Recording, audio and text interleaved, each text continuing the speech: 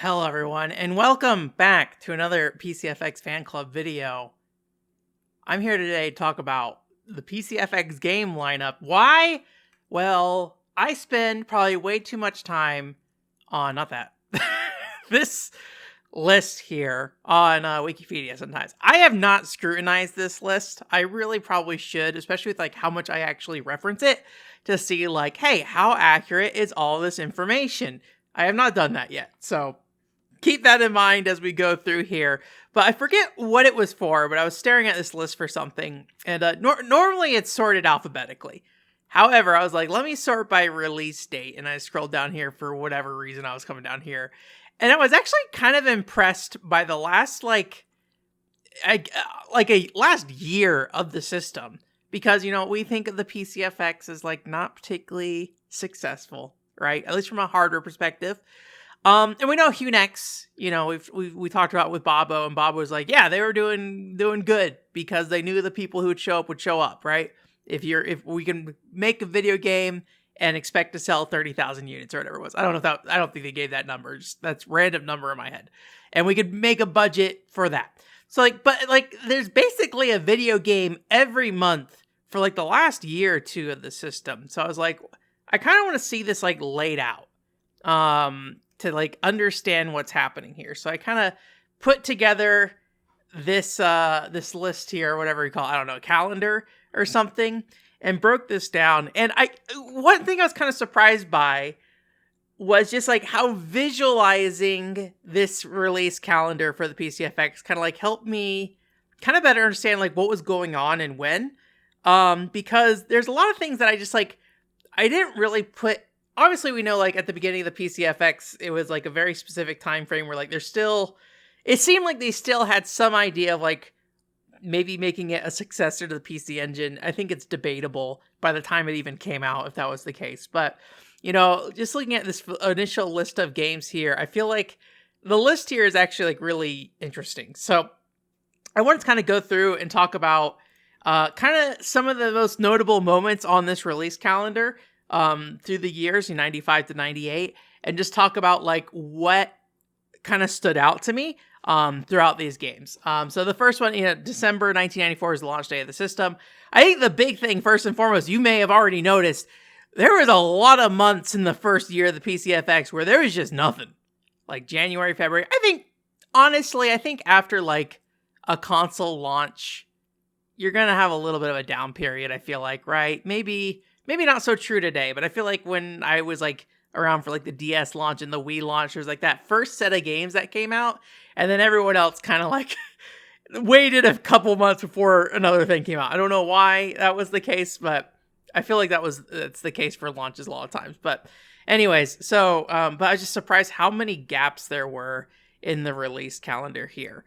The other thing that really stood out to me was that when I think about the PCFX, given how small the library is, I often think about FMV fighters being kind of I don't want to say big, but it's a part of the system's identity, right?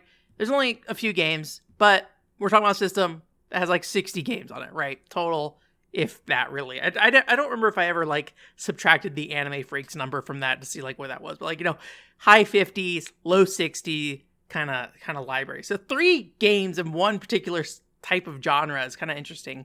And I did not realize that those were some of the very first games on the system, because we have Battle Heat, launch day game, right, 1994. We also have Queen of Queens, which I think Queen of Queens I really should play. Paul Daniel did a partial translation for that. I really need to check that out. I've been busy the last month, unfortunately. I'm back. My brain's here again. But Queen of Queens, I'd kind of, in my mind, I would categorize that as that. And then also down here, we have the Tengai Makyo fighting game down here. And that game, from what I've played, I feel like it's probably built on the Battle Heat engine. Which one thing that's kind of interesting about Battle Heat is that originally I think, it's hard to say, it seemed like there's 3 different games that essentially were competing against each other for FMV fighting for the launch window. There's one that was a weird Street Fighter thing with a guy, not actual Street Fighter, but it was guys on the street fighting, but they were like dressed up as like punks in like a green screen area or something like that. It was weird. There's a video somewhere out there of that. I should really pull that back up. It's a weird one. And then there's the FX Fighter, which we all know from the Tokyo Toy Show. We all know. I assume you know. I don't know. Where it's like the 3D models, and Battle Heat was the only one that really came out from that whole situation. But yeah, anyways, the long rant. Those 3 FMV fighting games were in some of the first games released for the system. I did not realize that, which, you know, given the system's capabilities and, you know, the ability for it to like do those fast calls on those like videos and things like that, I think it makes sense that that would be kind of the common, a common kind of place to be. Admittedly, Battle Heat and Tengai Makyo are both Hudson Soft published games, so that was like, you know, one at least publishing company. I don't know if the teams are the same or not for that. And Queen of Queens, I believe, is just NEC for that. Actually, kind of speaking about that, on this other list I have here, I did kind of break down. So shout out to Fireweed, who made this list for me initially. When we were doing the Portland Retro Game Expo kind of chart stuff, he helped me with this list to help kind of figure out how do we break down the genres of the system and how do we categorize 18 plus content, and like to show, you know, how very little of it was actually, you know, when it comes to rated 18 plus content was on the system kind of thing. We made some changes here to basically simplify some of the genres just to make it better for a pamphlet. So I'm working with those simplified genres right now. These do not align 100% with what's on the Wikipedia. Genres are also just a really weird other conversation as well when it comes to games. So we did this list thing, but I kind of repurposed this list here to look at publishers and genre breakdown. So you can see in like 1995, Hudson Soft and NEC were, as far as I can tell, the only publishers on the system in this particular case, which is interesting. I feel like the first year is like when you'd see a little bit more diversity in publishers, but as far as I can tell, those are the only 2 that are broken down in 1995. And then we have a genre breakdown here. I don't know, do I have anything I want to say about the genre breakdown? I don't think I really have anything I want to say about this. I think maybe just kind of impressed by the diversity. Like, you know, we think of PCFX like a visual novel system. I have only one marked here. I'm not sure which game that is. That might be Graduation 2, which I think might be arguably a simulation game, depending on how you want to look at it. But, you know, a good variety. I don't see... We have 2 strategy RPGs in this time frame as well. So, which strategy RPGs would be Lunatic Dawn and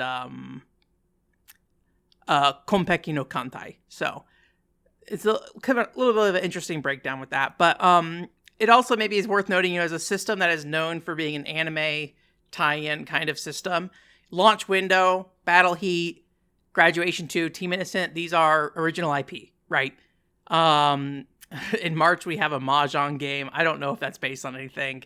Queen of Queens is based off wrestling, so it's licensed that regard.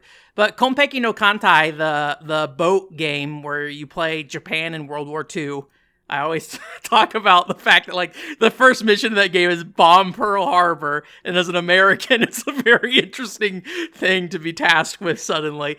You know, I think it's interesting that Konpeki no Kantai seems to be the first anime licensed game on the PCFX. Not a gal game. This is men and war kind of thing with boats and menus. But I thought that was like an interesting note that I never really thought about, that was the first anime licensed game on the system kind of thing. We have Activision with Zork here in the middle. I think that, you know, a game that relies heavily on the FMV aspect. I will say the Mahjong game and Graduation 2 and Konpeki no Kantai, all those games I think are a little light on the FMV. It's definitely there, but it's not like as intense as some of these other games, I feel like. Maybe I shouldn't talk for Graduation 2, but Zork is definitely a big one. So, and then Anime Freak in August, that's kind of when we get our first, like, you know, here's the real strategy of the new system kind of thing. I think this is around the time, I think Anime Freak launched the same month, if not the same day as Comiket. I need to do a thing about Comiket. There's some interesting things about Comiket when it comes to the PCFX. The PCFX was weirdly the first corporate booth at Comiket ever, which is interesting in its own right, I feel like. We'll get back to that at some point, I'm sure. We got Pachyo-kun, that kind of thing as well. So then, a couple other things down here. There's an interesting spread of games actually down here. But I think the thing that really stood out to me here was Angelique. I don't know why, but I think in my head, Angelique, the big Otome game series, kind of came off as like a later thing that happened on PCFX. So to see it kind of pop up in this first year here, I think is kind of interesting. And one thing it made me realize is all the Angelique games are published by NEC on the PCFX. So I think there's other examples of this kind of thing happening with games, or like the published port for the system. Like, I think there's cases where like Sega published a port of a game from another developer or publisher, but because they made the port, they published it, kind of thing. I could be wrong on that. I believe that is the case sometimes. And so that's kind of like maybe not too unexpected, especially with like how much NEC was involved. It seems like with all these releases along with Hudson. But Angelique, that first one is like a specialized port of the Super Nintendo game. But after that, in the following years, we're gonna go to the next year here. But in the following years, we have the 2 more Angelique games down here at the bottom in October and December. Those are also published by NEC, and they came out first. So I'm wondering if there was like some kind of deal with NEC to initially push these games on that system that would help with funding and things like that. And later releases did happen. I think Angelique 2, like 4 or 5 months later, it started coming out on like Saturn, PlayStation. I think there's maybe even a PC version. I think I marked down PC on there as well. So, but yeah, so I thought 95 just, had a very quiet year for that first year. 96 gets a little busy for the PCFX standards. I think most notably, we look at March here. March 1996 had a lot of releases. Now, I think it'd be interesting. It's one of those things that like sometimes it's hard to tell what matters on PCFX or not. Like, because obviously we have our understanding of like, okay, well, Gal games, Otome games, those things seem to matter on the PCFX. And then RPGs are the other things as well, right? So when we look at like March, we're having Shanghai, Mahjong, which, Mahjong, or what's it called? Super Real Mahjong. That's a Gal game in its own way, but it is like strip Mahjong kind of game. And we have the JB Herald Blues or whatever, and then the weird, like, OVA interactive disc game thing that sometimes it's hard to call a game, but I think it's interesting. It's not the best way to consume that story, but it's an interesting way to consume it. And then obviously Miraculum, which is one of the exclusive RPGs on the PCFX. So like when we look at March, it definitely has the quantity there. And I would say Miraculum, from probably just like a quality perspective, or like, and also just being an exclusive PCFX title, maybe a big deal. I don't know if people were like looking forward to Miraculum at the time or not, but it was just like a busy month, and really just like this March to June, July-ish period seems like the most dense period for PCFX. 1996 in general just seemed to be a real push for PCFX. Hunex, which is kind of the big publisher or big first-party developer for the PCFX, essentially. They had 3 video games announced and coming out. I believe they announced it in Anime Freak Volume, was it 3? It might have been 3, which is in April, or it might have been 2, which I believe 2 was December. So within that period of time, they had at least announced it. I don't know when they originally announced it, but they at least showed off in the Anime Freak discs their 3 games from 1996, and they launched those all in the second quarter of the year, basically. Megami Paradise 2 in July, Blue Breaker in September. One thing that I never really learned more about, but Bobo, who talked to us about before, I believe it came up in the interview, was there's like, I think it got translated. Matt translated, it was a machine translation thing. So Matt translated it as like the Blue Breaker Death March or something. Not that phrase exactly, but I think Death March came up in there. And that the development on Blue Breaker was like really tough towards the end kind of thing. And I believe, I'd have to go back and look, I believe a lot of people at the company either left or were just kind of done.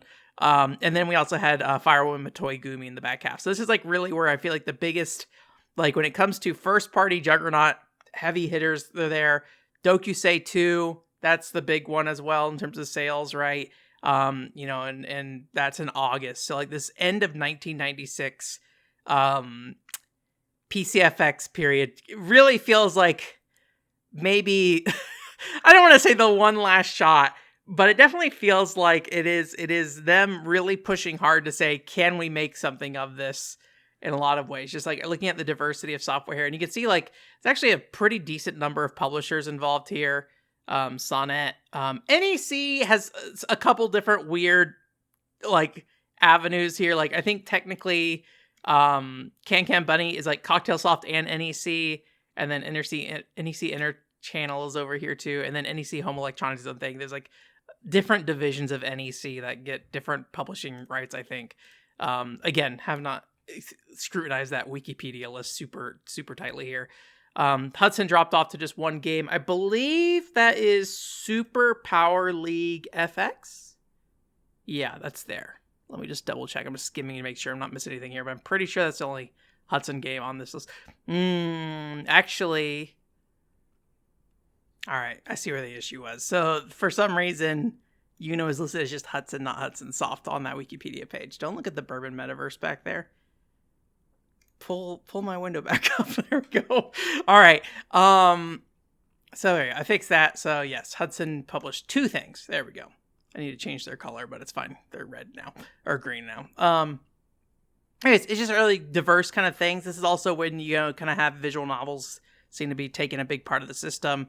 RPGs are a big part of the system this year as well. So this definitely seems to be kind of establishing kind of the main focus here. Like, I think this is 50% of the library, visual novels and RPGs, I think is what that works out to be. So pretty hefty chunk of that kind of thing. The one other thing I want to point out about 1996 as well is, if you didn't notice, this is also the transition from, big boxes to jewel cases. I'll bring that over here just in case people haven't seen that before. So for most of you in the community, I'm sure you're already aware, but if you're not aware for some reason, PCFX originally had these big black hard cases, basically. They're kind of reminiscent of PC game cases. I think there are other systems in Japan that had these cases too. I think maybe the Mega Drive did as well. I don't remember for sure. But then they switched over to jewel cases. I think Saturn had a similar situation where they had tall boxes, or PlayStation. I think PlayStation had tall boxes. Yeah, remembering these off the top of my head. But so they transitioned at this point, is the short of it. And we can see that transition happen here in right after May. May is the last two big box releases that were like consistently big box releases. And then in June, we got two jewel case games, actually. In July, we end up with a big box game again. So assuming these dates on the Wikipedia are accurate, it seems like there was maybe a little transition period where Tenchi Muyo ended up with the big box, but that was the last big box release on PCFX was Tenchi Muyo. And then everything from that, last era of 1996 was all jewel cases at that point, kind of thing. 97, I'm trying to remember if there was anything like super interesting around this kind of thing. I feel like 97 is just like a continuation, like the last bleed off of a lot of these things. I think the thing I was not expecting was Welcome to Pia Carrot being a pretty late release. Like it's May of 97, which, I think the last release was April. So Welcome to Pia Carrot was the beginning of the end, basically the beginning of the last year. And I could be wrong, but I believe this might be mostly a NEC published year. So yeah. So other than Cocktail Soft technically being listed as one of the publishers for Welcome to Pia Carrot, and NEC Avenue technically I think being a separate part of NEC. NEC was basically the sole publisher of everything here in 97, which I will say, if I can pull it back up, this is a pretty solid release list of games, considering that, I feel like. I kind of think about, there's this device called the Playdate, I believe it's called, and one of the kind of things that I think was interesting about that device, I did not use it, so I will say I did not have this personal experience with it, was this like idea of like every month there will be a game and we will all play this and talk about this together, right? It's kind of like taking the whole like release day schedule kind of thing of video games and kind of making that a formal part of your system's like rollout library of just like every month there'll be something to talk about. And I feel like this last 2 years of PCFX or year and a half feels like that, where there's always just like one game a month at the very least here. So I'd be curious, like if you were a dedicated PCFX fan, were you picking up like every one of these games and just like enjoying them as just one thing? I kind of like that idea of just like, especially with like longer RPGs, of just like, here's the game for this month, enjoy. There are some exceptions here where it comes to March having 2 games, July also having 2 games. I will say I would happily accept that February's a gap if you believe that, because that is an Anime Freak only release thing. So that is the only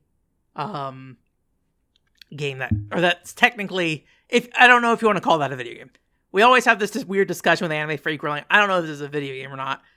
It's mostly a digital magazine. It's got some game stuff on it. It's like an interactive digital magazine, though, I'd say is the way I would put it. I think the other thing, too, is like, one thing that I believe Bobo had said to us, the artist from Hunex we talked to, was like the idea that like there wasn't really a formal like, hey, this is the last PCFX game that was communicated to him as an artist. It just was one of those things that just kind of like happened, essentially. And one thing is like, if you another game list I spend a lot of time on, if I can find the actual thing I'm looking for, another game list I spent a lot of time on was the Hunex's website. And a couple things you can see with Hunex's website here. I'm going to say Hunex, not always the best with release dates on their website, but Blue Breaker for the Saturn was released in 1997 in November, and Blue Breaker for the PlayStation was released a month later, kind of thing. So, by the time we're getting to this list here, and I'm assuming sometime this year, the decision is being made to start porting these things over.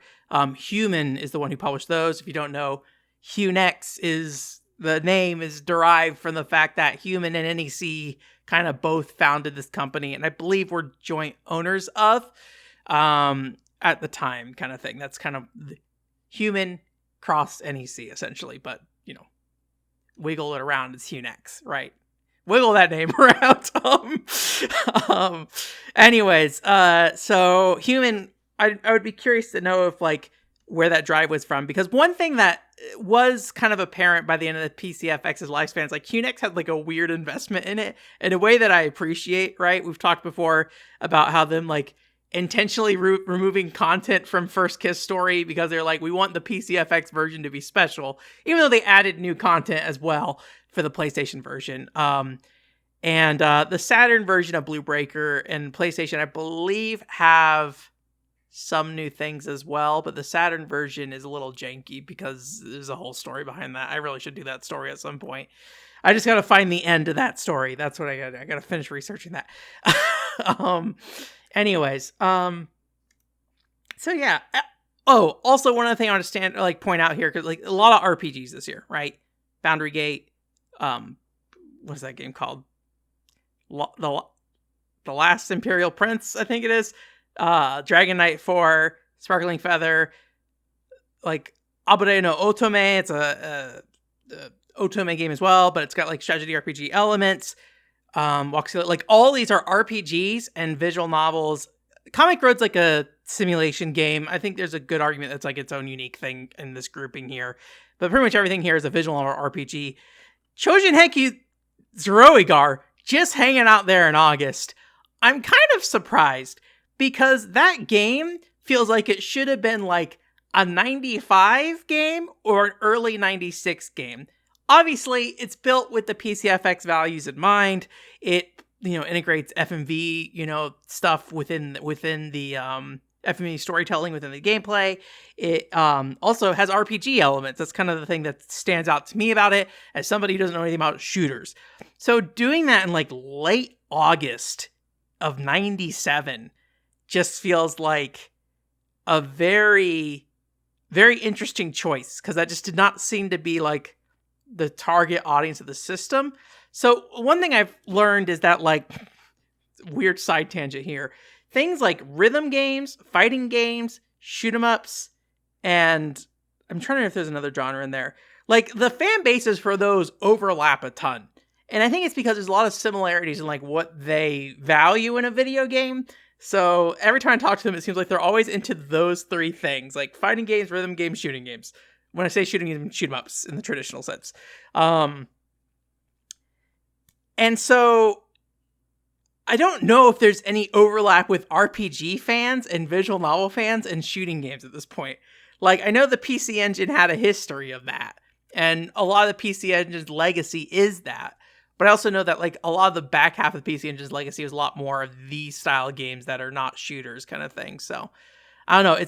It's so weirdly out there in a way I just didn't think about. I just, in my head, I think I just kind of thought it was an attempt to bolster that initial image of the system as a more, traditional player in the console space that maybe the games in 95 and 96 were trying to do, but still utilize the hardware strengths.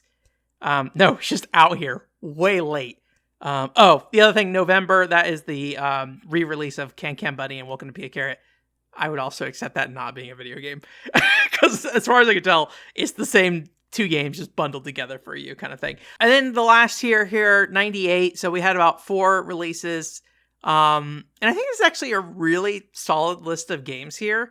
Again, one of those just like weird ones that are out there, Doo-da-dee-da-doo-da, which is like a Metroidvania action platformer thing. Which admittedly, it is definitely, I'd say, limited in budget. It's just way out here in the end. And I'd be curious to know if like some of these games, if they like were started earlier and then just kind of got wrapped up, because, who knows? But yeah, it's just a very unique thing down there. But yeah, I mean, like, I think the games here though, like, I think specifically April, like, this I think is a really good send off for the PCFX. First Kiss Story, really ambitious, I think, in terms of just density of content, visual novel. I could be wrong about that. Please, if you are a visual novel fan, let me know. But I feel like First Kiss Story just feels like a very dense game in terms of content, especially when compared to something like Welcome to Pia Carrot. I have not played Dokusei. So, and then also has like, Hunix fighters in there as well. And then Angelique, what is it? Tenku no Requiem or something like that? Like Requiem of something. I don't remember exactly what it is. That's like an RPG Angelique game. And I don't know. I haven't heard anything too crazy about that game, but it's also like, I think, a fairly distinct release in the series. And I think one thing that kind of went on after this with Ruby Party, who made these games, is that they did start making these kind of like RPG otome games that are more otome game than RPG, it seems like, but they are still like not just an otome game kind of thing, like not just a visual novel kind of thing. I think that's a really cool final release. Again, NEC pushing this.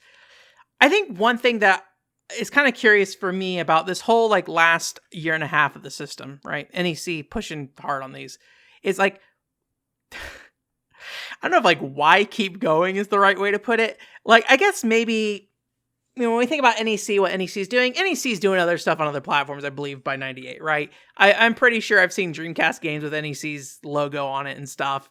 I feel like I've seen NEC games on other platforms by at least around 98. So they were still interested in video games to some extent, it seemed like.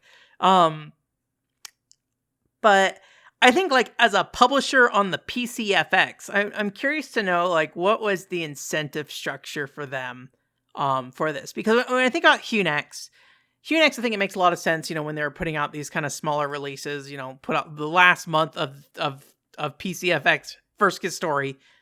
We don't have any confirmed numbers, but if we're understanding the general sentiment there, is that like the PCFX was profitable for them. It was doing well because they're selling to a very dedicated audience in that regard. But like, I'm curious if like for NEC was this profitable, right? Obviously, I think there's maybe an argument to be said that like they're basically just minimizing losses. I don't know how much it costs to make the PCF or anything, but like, was this a commitment to the brand to make sure the people who played the system didn't feel burned? Or was it something like, oh, like we had green lighted a bunch of stuff and this is just, we got to keep it rolling during that time frame, so we'll keep doing that, and we'll just put it out? Or was it like, hey, you know, these games are making money, even though it's selling to like a small dedicated audience, and like NEC not only recognized that but benefited from that? I'd be really curious to know with that. I don't know. This is what I like to call video game fan fiction. Don't take this as me saying that. It's always been very curious to me. And, yeah, I don't know. I just think it's a really solid, like, last year and a half, as long as you're cool with just, like, one video game a month. But as an adult, honestly, I'm just like, yeah, cool, that's fine.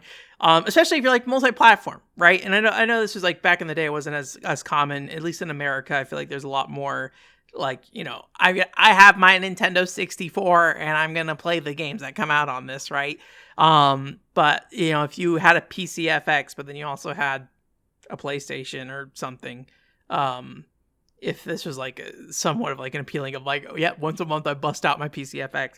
But I do feel like a lot of the stuff that was like on PCFX, like it was on the PlayStation, or not only direct ports, but also just the types of games. Like there's way more of this style of content on the PlayStation than on PCFX for sure.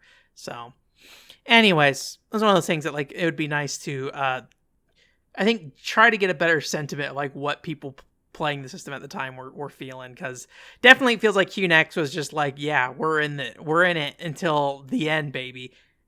Let's put the PCFX as a Easter egg in our Dreamcast game that nobody will play because we love it so much. So that kind of thing. So anyways, just staring at stuff. Thank you so much for joining me as I stared at this list. Oh, actually, I don't think I've looked at the 98 thing. I don't think there's anything really to say here.